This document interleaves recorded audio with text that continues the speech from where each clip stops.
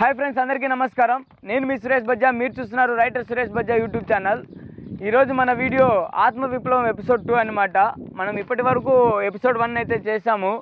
అది మన యూట్యూబ్ ఛానల్లో స్ట్రీమ్ అవుతుంది, ఒకసారి చూడండి. మనం ఇంకా ఆలస్యం లేకుండా స్టోరీలోకి వెళ్ళిపోతాం. మిత్రమా, నువ్వు ఎక్కడికి పారిపోతున్నావు? నిన్నటి ఓటమి ఒక ఘట్టం, అది ఒక పాఠం. కానీ నువ్వు దాన్ని ఒక బరువులా మోస్తున్నావు. నీ భుజాలపై ఆ బరువును వేసి ముందుకు వెళ్తున్నావు. నిన్నటి గాయాలు ఇంకా నిన్ను నొప్పిస్తున్నాయని నువ్వు అనుకుంటున్నావు. ఈ రోజు నువ్వు వదిలేస్తున్నావు. నువ్వు గతాన్ని వదలలేకపోతే భవిష్యత్తుని ఎప్పటికీ చేరుకోలేవు. రేపటి విజయం ఒక స్వప్నం, అది నీ చేతుల్లోనే ఉంది. కానీ నువ్వు దాని గురించి కలలు కంటూనే ఈ రోజు నిశ్చయంగా గడిపేస్తున్నావు. రేపటి కోసం నువ్వు వేసిన ప్రణాళికలు ఎంత అందంగా ఉన్నా నువ్వు నేడు అడుగులు వేయకపోతే ఆ స్వప్నం కేవలం భ్రమగానే మిగిలిపోతుంది. నీకు నిన్నటి జ్ఞాపకాలు కావాలా, రేపటి ఆశలు కావాలా, నువ్వే నిర్ణయించుకో.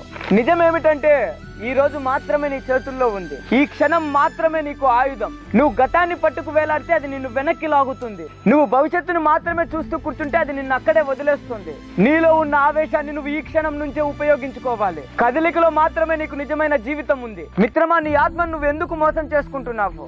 నిన్ను నువ్వు నిరంతరంగా మోసగించుకుంటున్నావు. నీకు తెలుసు నీలో ఎంత శక్తి ఉందో, ఎంత ప్రతిభ దాగి ఉందో, కానీ నువ్వు దాన్ని ఉపయోగించుకోవడానికి భయపడుతున్నావు. నీ భయాలను, నీ సోమరితనాన్ని, నీ అభద్రతా భావాలను నమ్ముతున్నావు. నీలో ఉన్న విప్లవ గొంతుకను నువ్వే నొక్కేసుకుంటున్నావు. నీ ఆత్మ ఒక నిశ్శబ్ద యుద్ధంలో ఓడిపోతోంది. నీలోని నిజం ఒక చీకటి గదిలో దాగి ఉంది. దాన్ని ఎవరు చూడడం లేదు, ఎవరు వినడం లేదు. నువ్వు బయటకు చూపిస్తున్నది ఒక అబద్ధపు జీవితం మాత్రమే. ఆ అబద్ధపు జీవితం నీకు తాత్కాలికమైన శాంతినిస్తుందేమో, కానీ అది నీ ఆత్మను పీడిస్తుంది. నువ్వు నీ భయానికి లొంగిపోతున్నావా? దానితో పోరాడడానికి సిద్ధమవుతున్నావా? నీలో నిజమైన శక్తి ఒక అగ్నిగోళం, అది నిన్ను ముందుకు నడిపిస్తుంది. నువ్వు ఆ అగ్నిని వెలిగించాలి. అప్పుడే నీ జీవితానికి ఒక అర్థం, ఒక లక్ష్యం లభిస్తాయి. నిన్ను నువ్వు నమ్ము, నీతోనే నీ యుద్ధం. మిత్రమా, నువ్వు బ్రతికి ఉన్నావా లేక బొమ్మలా ఉన్నావా? నీ శరీరంలో రక్తం ప్రవహిస్తోంది, నీ ఊపిరితిత్తులు గాలి పీల్చుకుంటున్నాయి, కానీ నీ ఆత్మలో కదలిక లేదు. నీ జీవితం ఒక నిశ్శబ్ద నదిలా ప్రవహిస్తోంది, కానీ అది సముద్రాన్ని చేరుకోలేదు. అది ఒక పాత గుంతలో నిలిచిపోయింది. నువ్వు నిశ్చలతలో ఉన్నావు. నీలో ఏ ఆవేశం లేదు, ఏ లక్ష్యం లేదు. నువ్వు కేవలం ఒక బొమ్మ. దాని తాడు ఎవరో కదిలిస్తున్నారు, నువ్వు అలా కదులుతున్నావు అంతే. నీలో ప్రశ్నలు లేవా?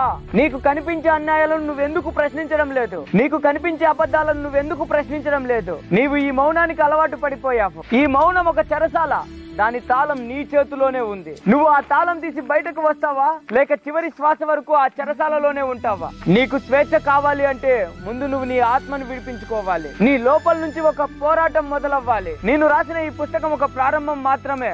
అసలైన యుద్ధం నీలోనే మొదలవుతుంది. మిత్రమా, నువ్వు ఒక అబద్ధాన్ని మాత్రమే చూస్తున్నావు. ఈ ప్రపంచం ఒక పెద్ద అబద్ధం. అది నీకేం చూపిస్తోందో నువ్వు అదే చూస్తున్నావు, కానీ అది నీ నిజమైన రూపాన్ని నీకు చూపించడం లేదు. అది కేవలం నీ భయాలు, నీ అభద్రతా భావాలు, నీ వైఫల్యాలను మాత్రమే ప్రతిబింబిస్తోంది. నిన్ను నువ్వు అద్దంలో చూసుకుంటూ నేను నిస్సహాయుడిని, నేను ఓడిపోయాను అని నమ్ముతున్నావు.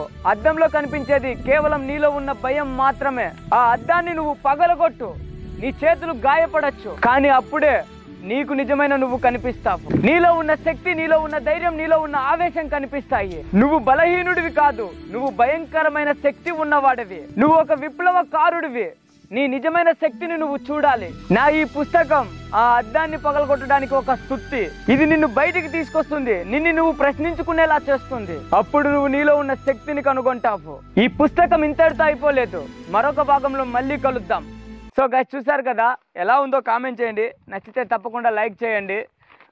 మన ఈ ఆత్మ విప్లవం పుస్తకం ఇంకా మరిన్ని ఎపిసోడ్స్ వస్తాయి. మీరు నాకు కామెంట్ చేసి సపోర్ట్ చేయండి, అలాగే సబ్స్క్రైబ్ చేసుకోండి. Thank you guys.